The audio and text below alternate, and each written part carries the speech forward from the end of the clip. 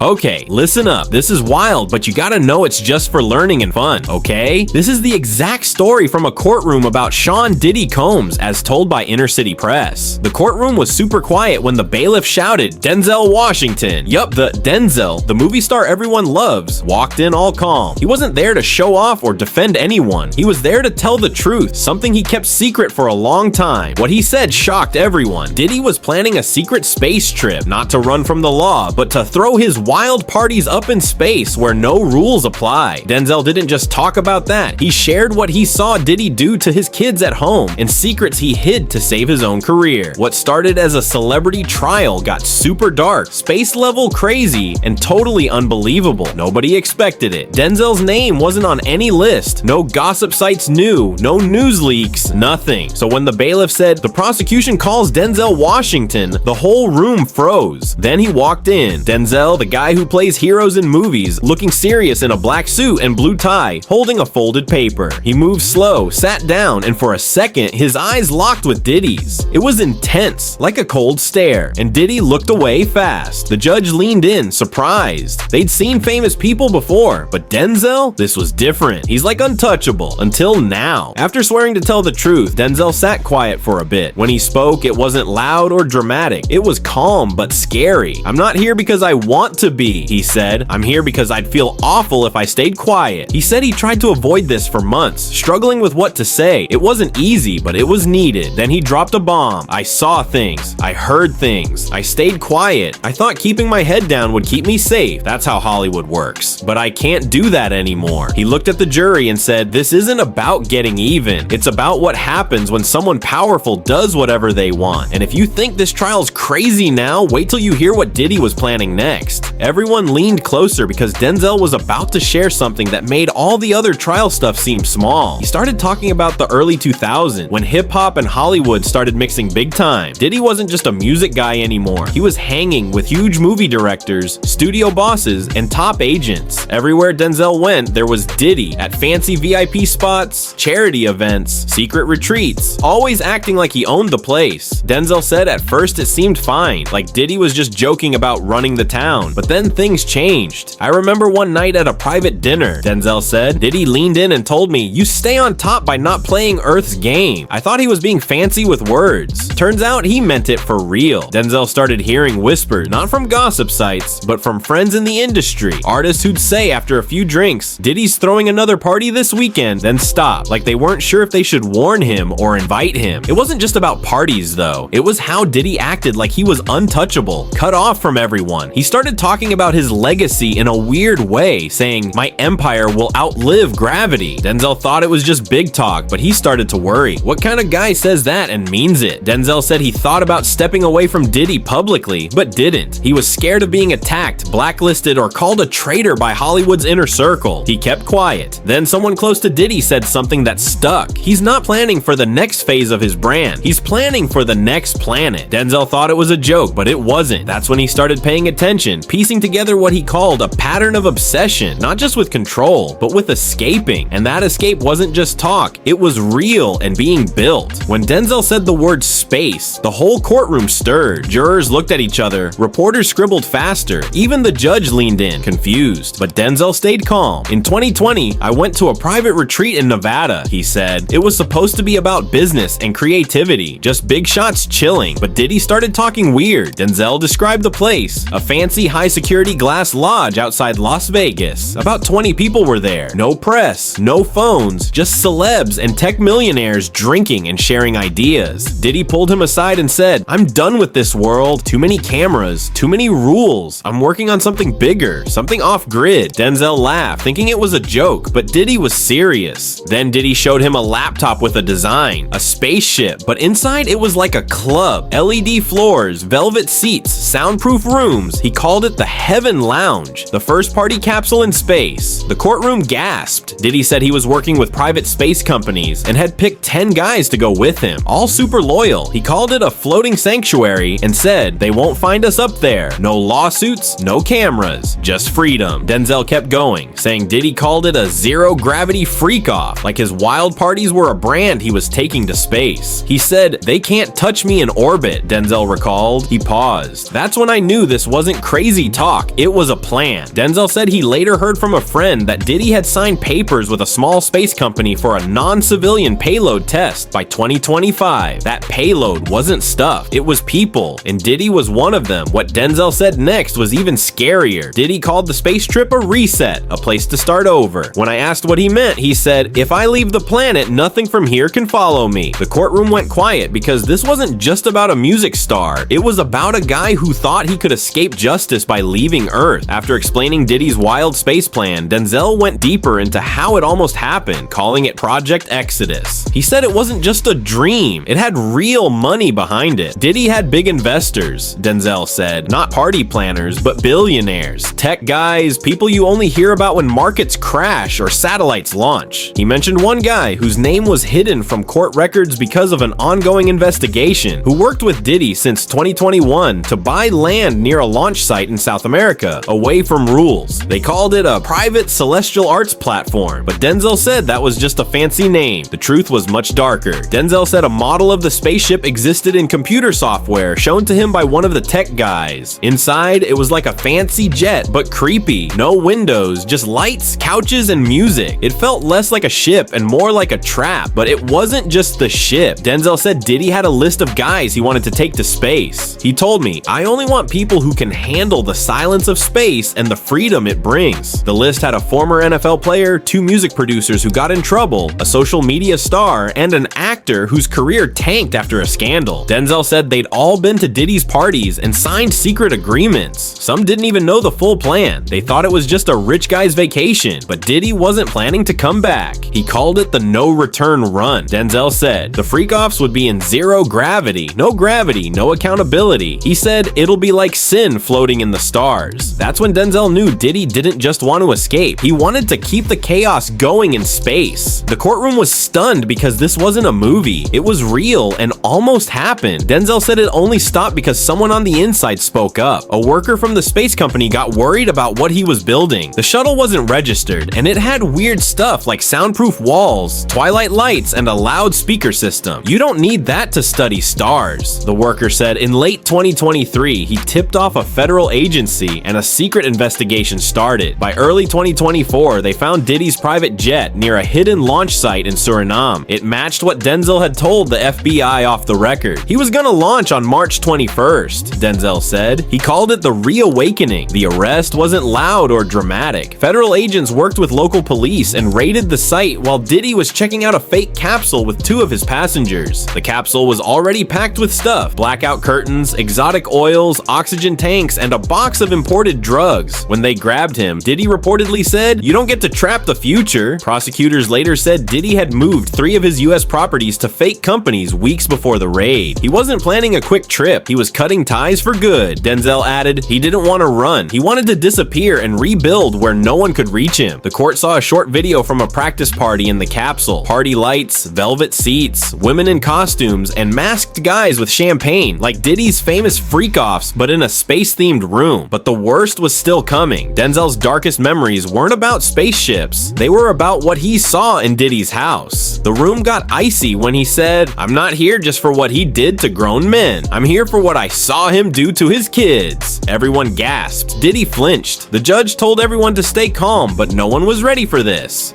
Denzel told a story from 2016 at Diddy's Beverly Hills house. He was invited for a lunch to mentor young black actors, supposed to be about inspiration. Instead, it felt like a scary fortress. Denzel saw one of Diddy's sons, a teenager, being pulled upstairs by a security guy. The boy's eyes were puffy, like he'd been crying for hours. Denzel said minutes later, he passed a hallway and heard yelling, a deep, angry voice, and glass breaking. "I froze," he said. "I didn't know if I should step in. Then I heard Diddy yell, 'You'll learn discipline in this house, or you'll disappear like the rest.'" That sentence changed how Denzel saw him forever. He tried to check on the boy later, who whispered, "It's just how he shows love. It's normal." Denzel didn't buy it, and it still haunts him. "I've seen tough dads discipline kids with more kindness," he said. This wasn't discipline, it was control. Denzel said over the years, he heard more. Insiders told him Diddy's kids were sometimes made to act like servants at parties, bringing drinks, guiding guests to private rooms, and staying quiet unless spoken to. Denzel's voice broke. "Raise a kid in fear long enough, they don't grow, they shrink." He said in 2018, he talked to Diddy privately privately about it. Diddy replied, "You raise lions by throwing them to wolves." The courtroom was grossed out. One juror cried. The judge called a short break, but Denzel said, "No, we finish this now." This wasn't about fame anymore. It was about kids. And the guy everyone called a music star was, Denzel said, a tyrant at home with no mercy. After talking about the awful stuff at Diddy's house, Denzel sat quietly, hands folded, eyes down. The room was still, waiting for his next word. Then in a soft voice, he said something surprising from a big star like him. "I should have spoken up sooner. It wasn't for pity, it was shame." He explained how for over 10 years, he saw bad things in Diddy's behavior, how people around him acted scared but stayed quiet. "I had all the signs," he admitted. "I saw young artists scared. I heard whispers. I saw his kids treated like objects, and I looked away." He talked about other stars who saw the same stuff but were too scared to speak. They'd say, "If you talk, you're done," or "Who'd believe you over him?" Denzel nodded sadly. "I let that fear control me. Me, a guy who plays heroes in movies, didn't act like one." He told the court about 2019 when a former Diddy staffer sent him a secret message through a friend begging, "You're the only one he respects. If you speak, people might listen." But Denzel didn't reply. "I told myself I wasn't ready, that I needed more proof. But really, I didn't want my family in danger." He looked at the crowd, eyes teary. "My son said they admired me for standing tall when it mattered. I failed that. I protected my career instead of people." The courtroom listened as Denzel described sleepless nights, dreams where he was at a Diddy party with faceless people in masks, and his own kids were trapped, crying. "The guilt was too heavy," he said. When he heard about Diddy's space plan, he knew, "If I don't speak now, he'll leave Earth and the victims will stay here, hurting." That was something he couldn't let happen. Now Denzel talked about the system that let Diddy get away with stuff for years. "He didn't do this alone," he said. "He was protected by people in high places." He described a network of silence, publicists, lawyers, executives, and influencers who knew but kept things going. There were cleanup crews, not just for messes, but to erase everything, he said. After big parties, special teams came with blacklights, shredders, and heavy cleaners to wipe out all traces, physical, digital, even emotional. Denzel said in 2015, at a private movie screening at Diddy's place, he walked into a back room and saw a security guy packing up hard drives. "I asked what he was doing. He froze and said, 'Just a standard sweep, sir, for client privacy.'" Later, Denzel learned those drives had videos of guests who didn't know they were filmed. He also got an email in 2018 from a studio boss saying, "If the press gets the O3 file, we all go down with him. Stay clear." Denzel deleted it, but never forgot. Then he showed a printed copy of a secret agreement, an NDA from 2011, given to him after a charity event at Diddy's mansion. It looked like a normal form, but the fine print said speaking about anything uncomfortable at Diddy's parties was a breach. It was an NDA disguised as a party invite, Denzel said. Hundreds signed these. Some didn't read them. Some felt they had no choice. If they refused, they were blacklisted, shamed, silenced. Careers vanished overnight. You'd hear, "She broke the code," or "He talked to a reporter," and poof, they were gone. He looked at the jury. This wasn't one guy doing bad stuff. It was a system to protect him, no matter who got hurt. The judge let Denzel finish. What he said next was like a movie showdown. He turned to Diddy and spoke straight to him. "You said you were building something eternal, something untouchable. You thought space would make you safe." He paused. "But you can't escape truth by leaving Earth. You just leave the people you hurt behind." Denzel turned to the courtroom, voice steady like in his films, but raw. If Diddy had made it to that shuttle, he'd be gone. No charges, no trials, just silence and more victims. The world would call it ambition. He went on, "Some will say this is too crazy to believe, that Diddy couldn't do this. But they haven't seen what I've seen, haven't heard what I've heard." He paused, then added, "And they didn't hear what he told me years ago, drunk at a party. I'll never get caught because I'm not of this world." The room froze. It didn't sound like bragging anymore. It sounded like a guy who thought he was above everything. "I came here today," Denzel said, "not to be a hero, not for applause, but to stop this madness. For the people he hurt, for the kids with no voice, for everyone who didn't survive his climb." He folded the paper he brought in, because if he made it to space, it would have never ended. With that, Denzel stood, walked off the stand, and left the courtroom slowly, quietly, without looking back. Nobody made a sound. Some moments don't need cheers, they need silence. For the first time in the trial, even Diddy, hands over his face, said nothing.